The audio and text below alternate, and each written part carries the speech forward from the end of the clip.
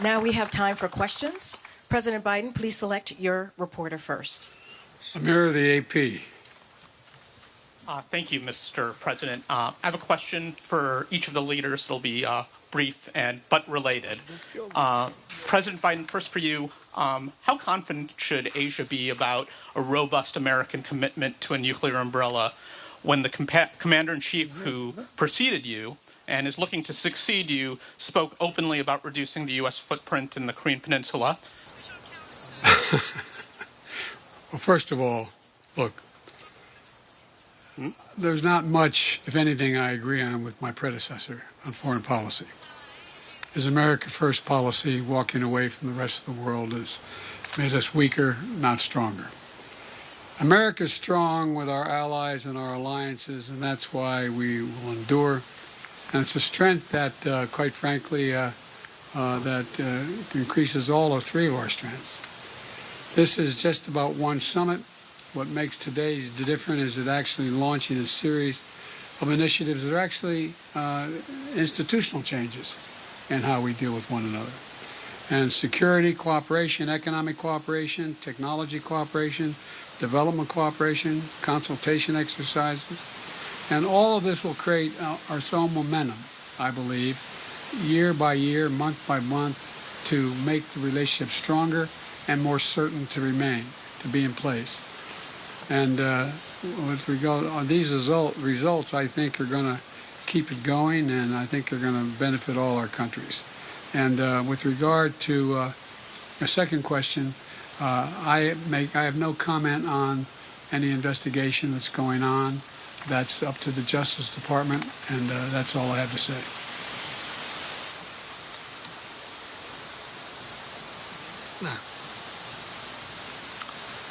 제게 하신 질문에 대해서는 1965년도 한일 협정 그리고 그 후에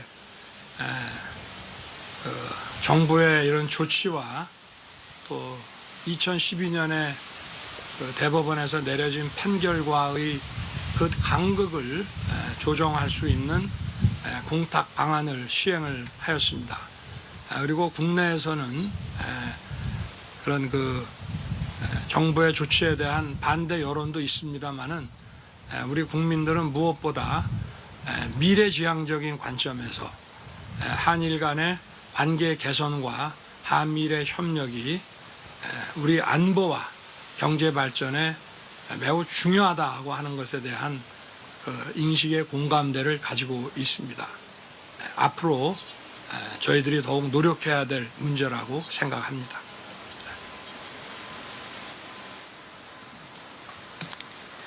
はい、私に対する質問につきましては、まず本日の会合において、地域の平和と繁栄を損なうルールに基づく国際秩序と整合しない行動に対する懸念を共有し、法の支配に基づく自由で開かれた国際秩序を守り抜くため、今後とも日米韓3カ国の戦略的連携を一層強化していく、こうした取り組みを進めていきます。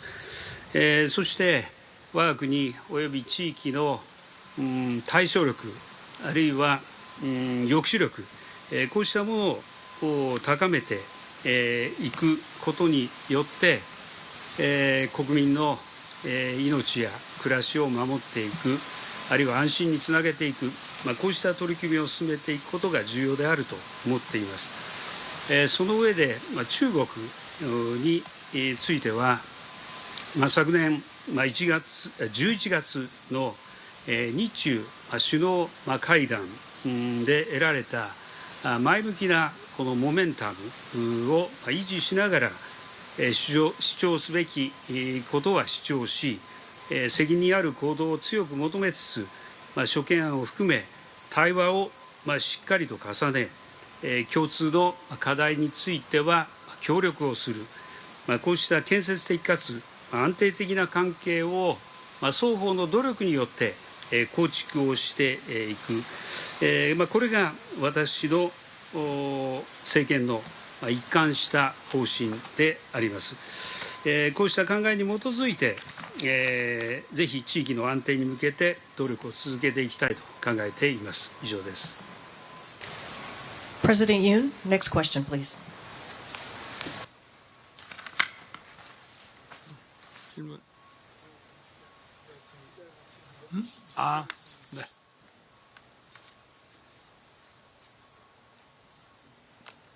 자, 우리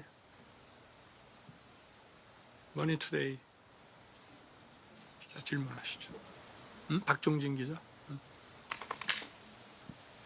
이쪽인가?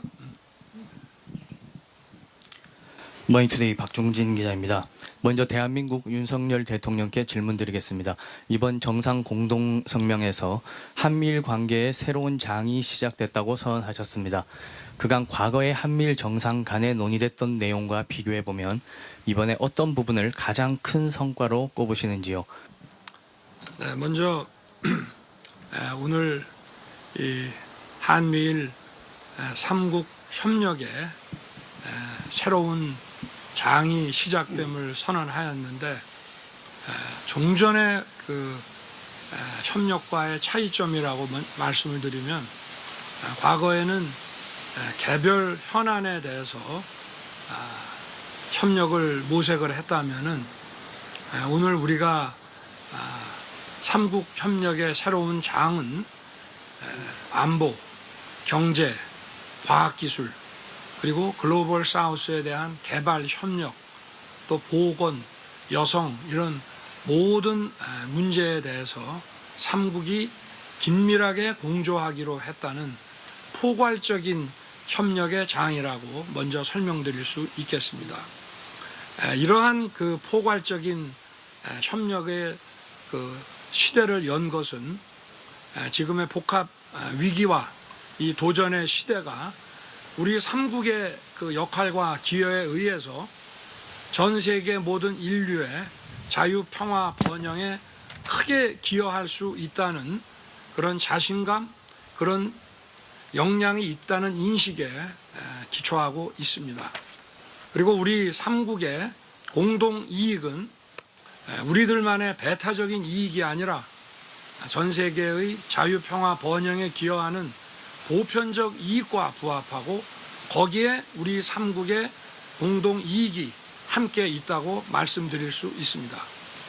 그리고 3국 간에 이렇게 포괄적인 협력 체계가 가동이 되면 먼저 공급망 안정, 또 금융 외환 시장에 있어서의 안정, 또 첨단 과학기술의 협력 이런 것들이 원활하게 이루어지고 우리 3국은 전 세계에서 최상급의 이런 과학기술 역량을 갖추고 있는 국가이고 또 민주주의를 잘 실현하고 있는 국가입니다. 그렇기 때문에 당연히 우리 3국의 경제 발전과 과학기술 발전, 그로 인한 국민들의 어떤 경제적 혜택, 안보 이런 것에 실질적 체감 혜택이 올 것이라고 생각합니다. 그러나 중요한 것은 우리 3국 국민들만의 혜택과 그런 이익의 체감도 중요하지만 우리 3국이 힘을 합쳤을 때 전 세계의 자유, 평화, 번영에 기여할 수 있고 그것이 곧 우리 3국과 3국 국민들의 이익이라고 하는 점을 강조하고 싶습니다.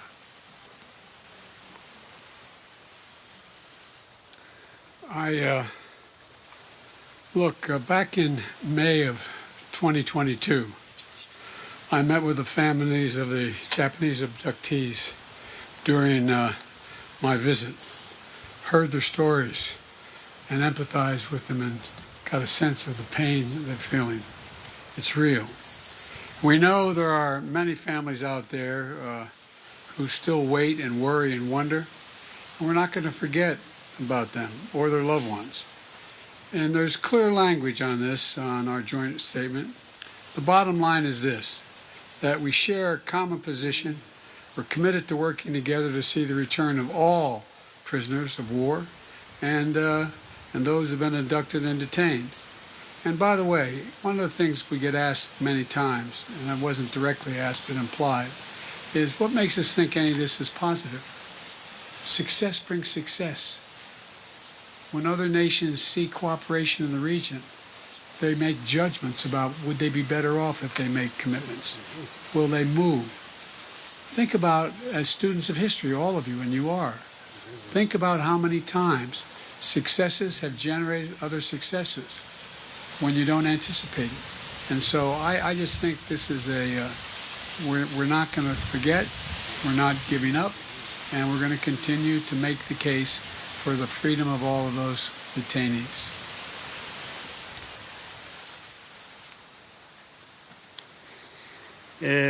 私に対する質問ですが、まず私は日韓関係の強化にかける強い思い、これをユン大統領と共有をしています。日韓は国際社会の課題の対処に協力していくべき重要な隣国同士であり、ユン大統領との友情と信頼関係のもと、日韓がパートナーとして力を合わせて新しい時代を切り開いていきたいと考えています。本年、ユン大統領を日本にお迎えし、私自身も訪韓をし、また国際会議の場でも会談を重ねてきました。その中で日韓間では安保や経済を含むさまざまな分野で前向きな具体的なこの取り組みがすでにダイナミックに動いています。経済安全保障協議の立ち上げも決まりました。輸出管理分野の進展も行われました。また財務大臣やあるいは防衛大臣同士の会談も実施をされました。そしてこうした前向きな動きはこれだけではなくして民間においても大きな動きが次々と今起こっています。民間の人的交流あるいは経済界の交流、こうしたことにおいても非常に活発な動きが出てきている、これが現実であります。これからも今後もこうした取り組みを一つ一つ、ユン大統領とともに積み上げることによって日韓関係をさらに強化していきたいと思います。こうした結果を出すことによってぜひ日本のこの日韓関係に対する思いをしっかり理解していただけるよう努力を続けていきたいと考えています。Prime Minister Kishida, please select your reporter. はい。はい。ですね。私はですね、共同通信の田尻さんにお願いいたします。共同通信の田尻です。歴史あるここキャンプデービッドでの首脳会談についてそれぞれ質問させていただきます。まずバイデン大統領への質問です。今回の首脳会談でも言及があったと思いますが、ロシアによるウクライナ侵攻が続いている中、ウクライナ和平に向けて日本にどんな役割を期待されているでしょうか。岸田首相は東アジア地域で中国の脅威が高まっている中、ウクライナは明日の東アジアかもしれないと発言しております。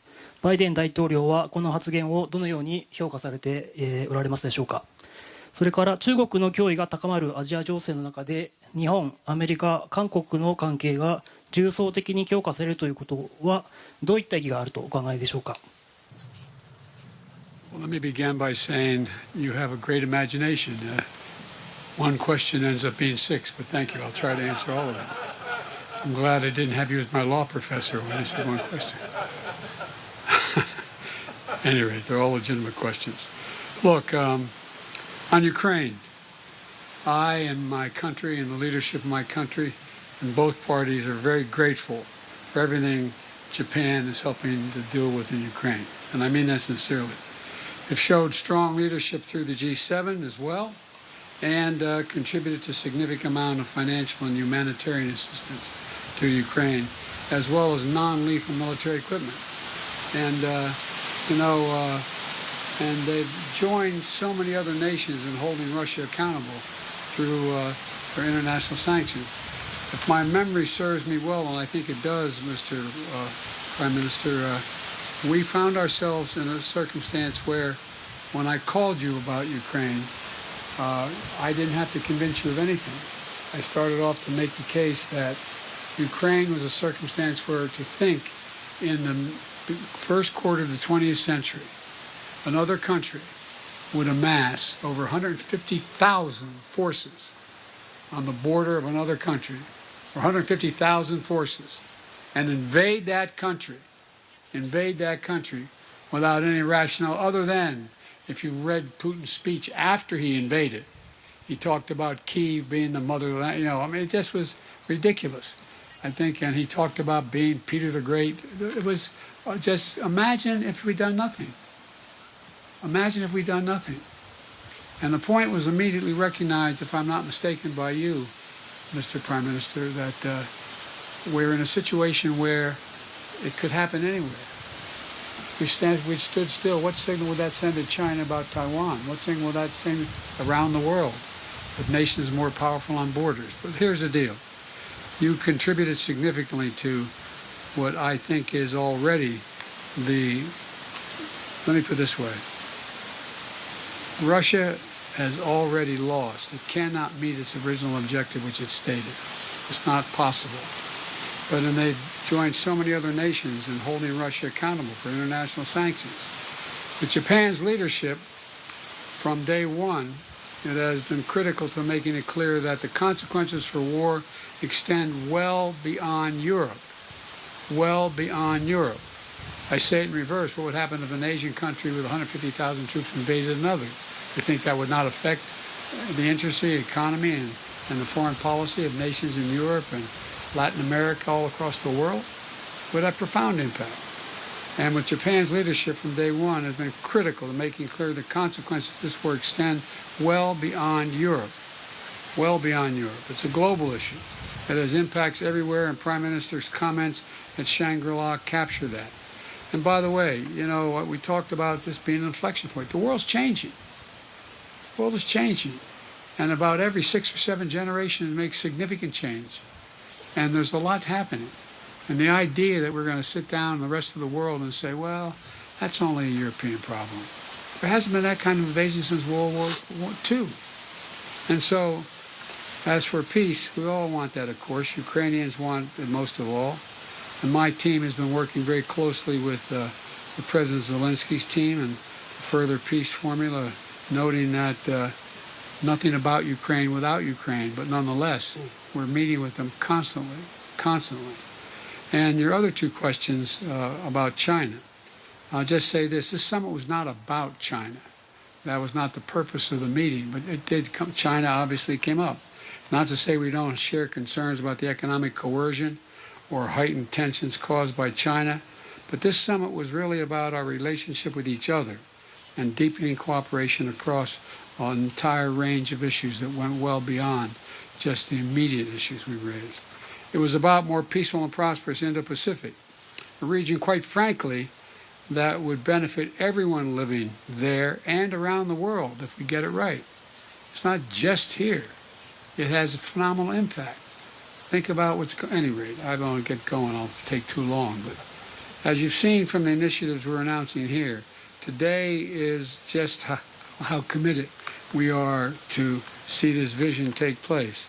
And I think this relationship that we've put together, and I think you're going to see it expanded. It's not really what we did today. This is a historic meeting, but we've laid in place a long-term structure for a relationship that will last and have phenomenal impact, not just in Asia, but around the world. Someone once said in a different context that about healthcare provision in my country a while ago. This is a big deal. This is a big deal. Thank you. They have to answer their questions. 네, 제게 주신 질문에 대해서 말씀드리겠습니다. 먼저 북한의 핵 미사일 도발과 그 위협에 대해서 우리 3국의 대응 체계가 어떠한지에 대해서 말씀을 드리겠습니다. 우리 3국의 이런 협력 체계 중에 가장 핵심적이고 가장 상징적인 분야가 바로 안보 협력 분야입니다. 우리 3국에 대한 어떠한 도발과 공격도 우리 삼각 안보 체계라고 하는 결정체 구조를 더욱 단단하게, 더욱 견고하게 만들 것이라는 말씀을 먼저 드립니다. 그리고 정찰 자산을 통한 미사일 정보의 실시간 공유, 그리고 거기에 대응하기 위한 체계적인 훈련, 일시적인 훈련이 아니라 계획에 의한 연례 정기적인 훈련, 이런 것들이 북의 미사일 도발에 대한 우리의 그 대응 방안이라고 할 수 있겠습니다. 그리고 후쿠시마 그 오염수 문제는 오늘 회의에서 의제로 되지는 않았습니다. 그러나 주신 질문에 대해서 제 말씀을 드리면은 후쿠시마 오염수가 어떠한 영향을 미친다고 하면 그것은 태평양을 돌아서 많은 국가의 국민들에게 우리 삼국뿐만이 아니라 영향을 줄 수 있을 것입니다. 그렇기 때문에 우리 삼국 국민과 또 모든 인류의 건강과 안전이 최우선적으로 고려되어야 한다고 생각합니다. 그리고 이 오염수의 처리에 대해서는 과학에 기반한 투명한 과정을 통해서 처리되어야 하고, 저희는 국제적으로 공신력이 있는 IAEA의 그 점검을, 그 결과를 신뢰하고 있습니다. 다만 이것이 IAEA의 점검과 그 계획대로 처리가 되는지에 대해서는 일본, 한국을 포함해서 국제사회에서 책임 있는 그리고 투명한 그런 그 점검이 필요하다고 생각합니다.